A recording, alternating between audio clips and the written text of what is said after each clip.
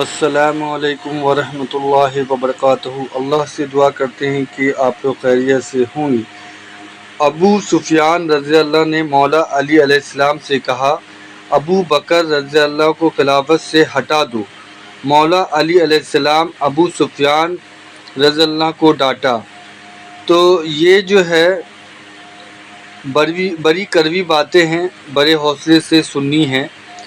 تو یہ جو معاملہ آیا ہے تو یہ ایک کتاب سے ریلیٹڈ کچھ چیزیں جو ہے انجینئر محمد علی مرزا نے سامنے رکھی ہے اور کچھ باتیں بتائی ہیں، اور یہ کتاب کو جو ہے علی مرزا جو بتا رہے ہیں کہ یہ قرآن کے بعد جو ہے یہ کتاب پر جو ہے لوگ عمل کرتے ہیں۔ تو یہ کون سی کتاب ہے اور یہ کتاب میں کیا لکھا ہوا ہے، وہ ساری چیزیں جو ہے آپ کو اس ویڈیو میں پتہ چلے گی۔ اور اللہ سے ہم یہی دعا کر سکتے ہیں کہ اللہ ہم سب کا معاملہ آسان رکھے، اللہ ہمیں سچ بولنے کی توفیق عطا فرمائے، سنی سنائے باتوں پر عمل نہ کریں، اللہ اور اللہ کے رسول کے بتائے ہوئے راستے پہ ہم سب چلیں، آمین ثم آمین۔ نہج البلاغہ، یہ اہل تشیع کے بچے کو اس کتاب کا اندازہ ہے کہ یہ کتاب اہل تشیع کی مین سٹریم کی نمبر 1 کتاب ہے قرآن حکیم کے بعد۔ سیدنا مولا علی رضی اللہ تعالیٰ عنہ علیہ السلام کے خطبات کا یہ مجموعہ ہے نہج البلاغہ، اور یہ میرے ہاتھ میں جو ترجمہ ہے یہ میرے بھائیوں اہل تشیع کا سب سے بیسٹ ترجمہ پاکستان کے اندر، ان کے جو بہت بڑے اسکالر ہیں مفتی جعفر حسین صاحب، ان کا ترجمہ ہے، اور یہ شائع ہوا ہے امامیہ کتب خانہ مغل حویلی اندرون موچی دروازہ لاہور سے۔ اور اس میں سے میں انشاءاللہ مولا علی علیہ السلام کے خطبات ورڈ بائی ورڈ پڑھوں گا، خود میں نے ترجمہ نہیں کیا، اسی میں سے پڑھوں گا۔ حجت الاسلام مفتی جعفر حسین صاحب کے اردو ترجمہ میں پیج نمبر 107، خطبہ نمبر ہے 5۔ یہ بڑی کڑوی باتیں ہیں، بڑے حوصلے سے سننی ہے۔ جب ابو سفیان نے عباس ابن عبد المطلب جو نبی صلی اللہ علیہ وآلہ وسلم کے چچا تھے، ابو سفیان فتح مکہ پہ معافی مانگ کے مسلمان ہو گیا، اس کی یاری دوستی تھی عباس کے ساتھ۔ جب مسلمانوں نے سیدنا ابو بکر صدیق کی بیعت کر لی، مولا علی نے اس وقت تک نہیں کی تھی، 6 مہینے بعد کی، یہ پوری ڈیٹیل طرف 3 گھنٹے کا لیکچر ہے، مسئلہ نمبر 55B میرا اہل سنت پاک.com پہ، وصی رسول کون ہے اور حدیث قرطاس کا تحقیقی جائزہ، جسے شوق ہو تو وہ دیکھ سکتا ہے۔ اب اس نے موقع غنیمت جانا تو اس نے عباس بن عبد المطلب کو لیا اور مولا علی کے پاس آیا کہ یہ کیا نچلے درجے کا ابو بکر، بنو تیم جو سب سے نچلا قبیلہ ہے قریش کا، اصل قبیلے تو بنو ہاشم اور بنو امیہ ہیں، ٹھیک ہے، اور یہ کمزور درجے کا نچلے درجے کے قبیلے کے لوگ ہیں جن کی بیعت ابو بکر کی لوگوں نے کر لی ہے، تو علی تم ہاتھ بڑھاؤ، ہم تمہارے ہاتھ پہ بیعت کرتے ہیں۔ بولے اعوذ باللہ تعالی، اندازہ لگائیں۔ تو مولا علی نے کہا تو جب مسلمان ہوا تب بھی اسلام کا دشمن، اور جب تو کافر تھا اس وقت بھی اسلام کا دشمن ہی تھا، خوب ڈانٹا۔ اور یہ ہمارے اہل سنت کے ہاں کئی روایتیں ہیں، تاریخ طبری ہے جو تاریخ الامم والملوک، امام طبری اہل سنت کے ایک ہے، اہل تشیع کے اہل سنت کے امام طبری، انہوں نے بھی یہ سارے ان کے جو ڈسکشن جو مولا علی کے ساتھ ہوئی وہ نقل کی ہے، اور آپ اردو میں ترجمہ شائع ہو چکا ہے فیصل اکیڈمی لاہور والوں کا 2004 میں، صفحہ نمبر 424 اور جلد نمبر 2 میں یہ سیم خطبہ موجود ہے جو میں نہج البلاغہ سے ورڈ بائی ورڈ مولا علی علیہ السلام نے جو جھڑکا ابو سفیان کو، یہ کہنے لگا میں پیادوں اور سواروں سے بھر دوں گا اس پورے مدینے کو، تیری حمایت کے اندر ابو بکر کو ہٹاؤ۔ تو مولا علی نے کہا کہ ہاں انہی پیادوں اور سواروں کے ساتھ بھرے گا نا جو تو خندق میں اور احد میں رسول اللہ کے مقابلے پر لے کے آیا تھا جن لوگوں کو، آج ابو بکر کے مقابلے پر میری حمایت کے اندر ان لوگوں کو لے کے آئے گا۔ ظاہر ہے کہ کمزور درجے والے لوگ تھے, نبی علیہ السلام کی ان کو صحبت اتنی نہیں ملی. ہم ان کو صحابی مانتے ہیں, رضی اللہ تعالیٰ عنہ کہتے ہیں, لیکن ان کو صحبت نہیں ملی, تو ظاہر ہے وہ کمزوریاں پھر نظر بھی آ رہی ہیں. اب یہ وہ آپ ورڈ بائی ورڈ خطبہ سنیں, مولا علی نے کیا ڈانٹا ہے, اور اس میں کئی ایک ٹروتھ ایکسپوز کیے مولا علی نے. اے لوگو, فتنہ و فساد کی موجوں کو نجات کی کشتیوں سے چیر کر اپنے کو نکال لو, تفرقہ اور انتشار کی راہوں سے اپنا رخ موڑ لو. نہ انتشار پیدا کرو, جب بیعت ہو گئی ہے ٹھیک ہے. اللہ اکبر. فخر و مباحات کے تاج اتار ڈالو. وہ اتنا فخر کرتا تھا جی, بنو تیم, ایک بنو تمیم ہے, ایک بنو تیم ہے, جس میں سے سیدنا ابو بکر تھے. وہ کہتے ہیں یہ بنو عدی بھی بالکل نچلے درجے کا تھا, جس سے حضرت عمر بنے ہیں. تو اب وہ کہہ رہے ہیں کہ جی یہ کمزور درجے کے قبیلوں کے لوگ, ان کو آپ خلیفہ چن رہے ہیں. آپ دیکھیں کیا کہہ رہے ہیں, فخر و مباحات کے تاج اتار ڈالو. صحیح طریقہ عمل اختیار کرنے میں کامیاب وہ ہے جو اٹھے تو برو پر اور بال کے ساتھ اٹھے, اور نہیں تو اقتدار کی کرسی دوسروں کے لیے چھوڑ دے.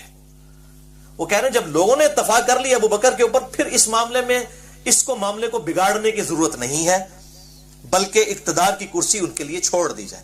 ظاہر نبی صلی اللہ علیہ وسلم بادشاہ نہیں تھے, اللہ کے خلیفہ تھے دنیا پہ.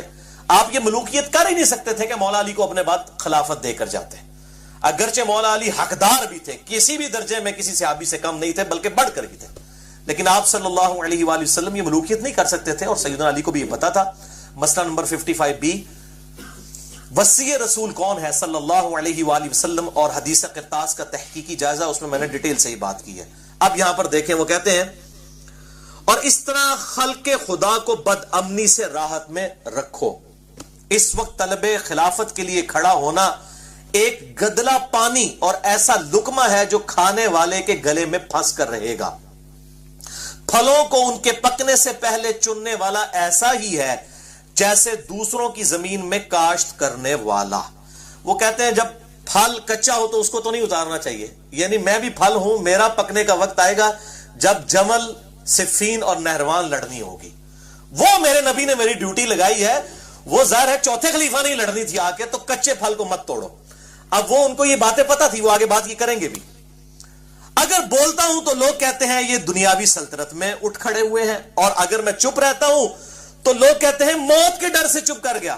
افسوس اب اس بات پر کہ جب میں ہر طرح کے نشیب و فراز دیکھ چکا ہوں. وہ کہتے ہیں میں نے تو ہر جگہ اسلام کے لیے قربانیاں دی, میں تقیہ کس طرح کر سکتا ہوں, میں اللہ کا شیر ہوں. یہ کہتے ہیں خالد ابن ولید نے وہ جکڑ کے رسیوں میں, جھوٹی روایت, وہ 1 کروڑ خالد ابن ولید مولا علی کا مقابلہ نہیں کر سکتے.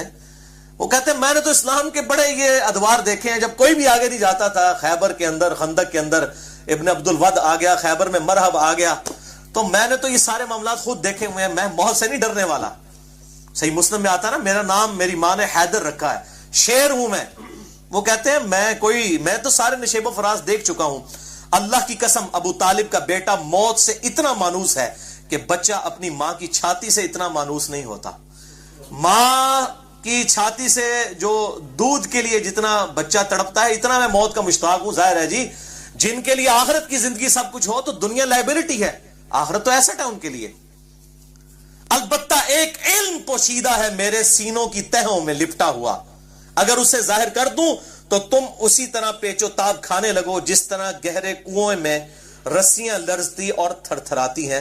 یعنی میرے پاس ایک علم ہے, وہ علم کیا ہے کہ کچے پھل کو نہیں توڑنا. میرے پکنے کی باری ابھی نہیں آئی ہے, وہ آئے گی جب جمل, صفین اور نہروان لڑنی ہوگی. اور وہ سینے میں چھپا ہوا علم کیا نبی صلی اللہ علیہ وسلم نے دیا. یہ میں نے 72 احادیث والے پمفلٹ میں اس کو واقعہ کربلا کا حقیقی پس منظر 72 صحیح الاسناد احادیث کی روشنی میں اس کے اندر اس کو بریف کیا ہے. حدیث میں بتا دیتا ہوں, سنن نسائی الکبریٰ میں انٹرنیشنل نمبر کے مطابق 8457 ہے, مسند احمد میں 11790 ہے. نبی علیہ السلام اپنی ایک زوجہ کے گھر سے باہر نکلے, آپ کا جوتا ٹوٹ گیا, آپ نے جوتا گھانٹنے کے لیے مولا علی کو دیا, وہ جوتا گھانٹنا شروع ہو گیا. آپ صلی اللہ علیہ وسلم تھوڑے آگے جا کر کھڑے ہو گئے. آپ صلی اللہ علیہ وآلہ وسلم نے فرمایا علی کا انتظار کرتے ہیں. پھر آپ نے فرمایا کہ اللہ تعالیٰ نے مجھے نبی بنا کر مبعوث کیا, تو ایز اے لاسٹ ریزارٹ مجھے کافروں کے خلاف تلوار اٹھانی پڑی قرآن حکیم کی خاطر, اس کو منوانے کی خاطر, ایز اے لاسٹ ریزارٹ. لیکن تم میں ایک خوش نصیب ایسا بھی ہے کہ جسے اسی طریقے سے جس طریقے سے میں نے قرآن حکیم کی تعبیر کی خاطر تلوار اٹھائی، وہ قرآن کی تعویل کی خاطر مسلمانوں کے خلاف تلوار اٹھائے گا۔ سیدنا ابو بکر نے کہا یا رسول اللہ، انا یا رسول اللہ، کیا میں ہوں؟ فرمایا لا، حالانکہ آپ لا کے الفاظ نہیں استعمال کرتے تھے۔ سیدنا عمر نے کہا یا رسول اللہ، وہ خوش نصیب میں ہوں؟ فرمایا نہیں، بلکہ وہ خوش نصیب وہ ہے جو میری جوتیاں گانٹ رہا ہے۔ صحابہ دوڑے مولا علی کی طرف اور کہا کہ آپ کو مبارک ہو، آپ کے لیے اتنی بڑی خوشخبری ہے کہ آن دا بہاف آف پروفٹ آپ مسلمانوں کے خلاف تلوار اٹھائیں گے جس طرح کہ نبی صلی اللہ علیہ وسلم نے کافروں کے خلاف۔ تو مولا علی مسکرا پڑے۔ صحابہ کہتے ہیں ہم سمجھ گئے کہ مولا علی کو اس بات کا پتہ ہے، حضور نے بتایا ہوا ہے ان کو پہلے ہی کہ آن دا بہاف آف پروفٹ انہوں نے جنگ جمل، صفین اور نہروان لڑنی ہے۔ کسی سعودی عرب کے تنخواہ دار مولوی کے سرٹیفکیٹ کی ضرورت نہیں ہے، نہ کسی ایران کے تنخواہ دار مولوی کے سرٹیفکیٹ کی ضرورت ہے۔ الحمدللہ بخاری اور مسلم میں درجنوں احادیث میں نے اس ریسرچ پیپر میں لکھی ہیں جنگ جمل، نہروان اور صفین کے اوپر مولا علی کے لیے گارنٹی حق میں ہونے کی نبی صلی اللہ علیہ وآلہ وسلم نے دی ہے الحمدللہ۔ تو میرا تو موقف یہی ہے اس کے فرقہ واریت کے حوالے سے، یہ لعنت جو ہے ان الذین فرقوا دینہم وکانوا شیعا لست منہم فی شیء، سورہ الانعام آیت نمبر 159، جنہوں نے دین میں فرقے بنائے اور اپنے آپ کو گروہوں میں بانٹ لیا ہے، نبی صلی اللہ علیہ وسلم آپ کا ان سے کوئی تعلق ہی نہیں ہے۔ تو انما امرہم الی اللہ، ان کا معاملہ اللہ کے سپرد ہے، اللہ تعالیٰ قیامت الدین کو بتائے گا ان کے ساتھ کہ انہوں نے یہ فرقہ واریت کی لعنت جو امت میں ان ذاکرین نے اور مولویوں نے عام کی ہے، اور وہ اپنی اپنی مرضی کی چیزیں لے کے پھر رہے ہیں۔